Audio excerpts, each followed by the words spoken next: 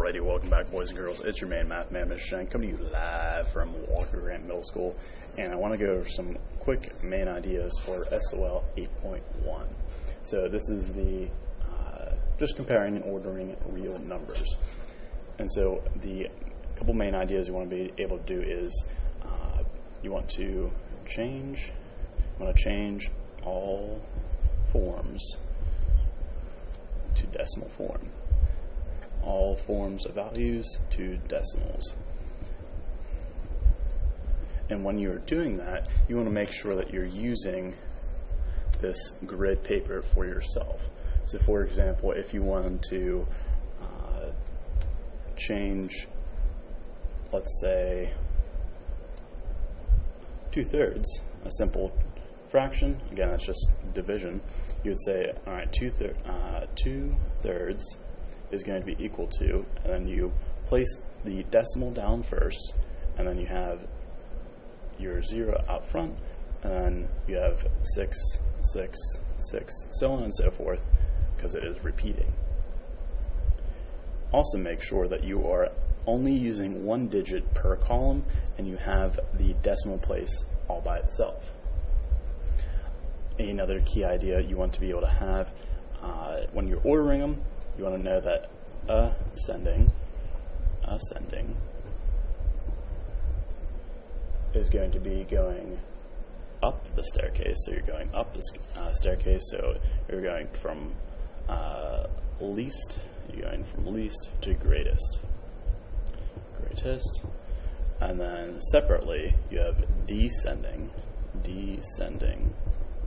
Again, you can remember that with the first letter, that's going down the staircase, so going down. So that is going from greatest to least.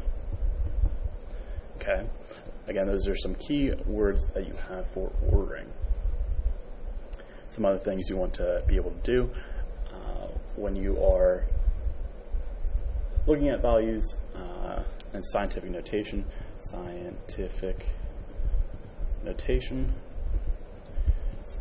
make sure that you are looking at the exponent. This tells you how to do it. So for example, if you have the value, let's say 6.5 times 10 to the negative 1 power, again, the value is always going to have that symbol in front of it. So if it has no symbol there, that means it is a positive. Again, the exponent does not change this positive or negative at all. So it's still going to be a positive number, and all you have to do is you first circle the exponent, and you say, okay, that exponent is negative, so our negatives go to the left, draw the arrow, and we say, okay, I'm going to go how many steps in that direction? So I move the decimal one time to the left, and that is going to be my new value.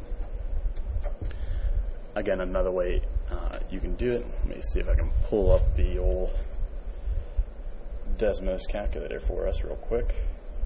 So I have Desmos, and so let's see. There we go.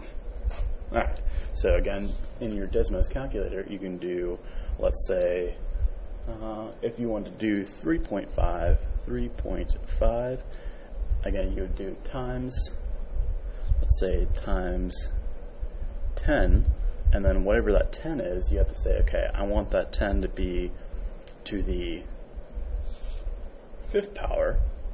I'd say times 5. So again, that 5 has to be in the exponent, and your answer shows up on the right-hand side. Again, make sure that you are utilizing that Desmos Calculator for yourself. One last thing that I want to bring up as well. A lot of people, for some reason, I have no idea why, they struggle with mixed numbers. Again, mixed numbers, very simply, is it's a whole and a part of a number, meaning this. For example, if you have, let's go with 2 and 7/8. So notice how when I say and, I'm talking about splitting it right down the middle. So again, the whole, let me box in the whole. So this is our whole number. Let me circle the part. So the whole, again, you write, if you want to change this to a decimal, very simply, all you're going to do is say, let's have the whole is going to be to the left of decimal, so we're going to have 2, and, again, the decimal place is saying and your 7/8, which, again, to show your calculations, all I have to do, let's see if we can split this here. I have, clear this, I have 7 divided by 8. Again, notice how it changes from fraction to a decimal very simply for yourself. So I have that our value is going to be 875. Again, another way you can do that using that Desmos calculator. Let's see if we can throw that 2 in there.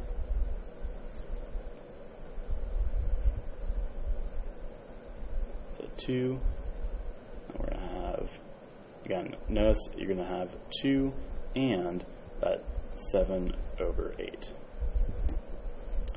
Clear that. So be able to change that mixed number to a decimal very carefully. And last part as well, if you're changing from a percent to a decimal, let's say you have 535%. If you want to change that to a decimal, well, let's actually do this down here. Let's say 535%.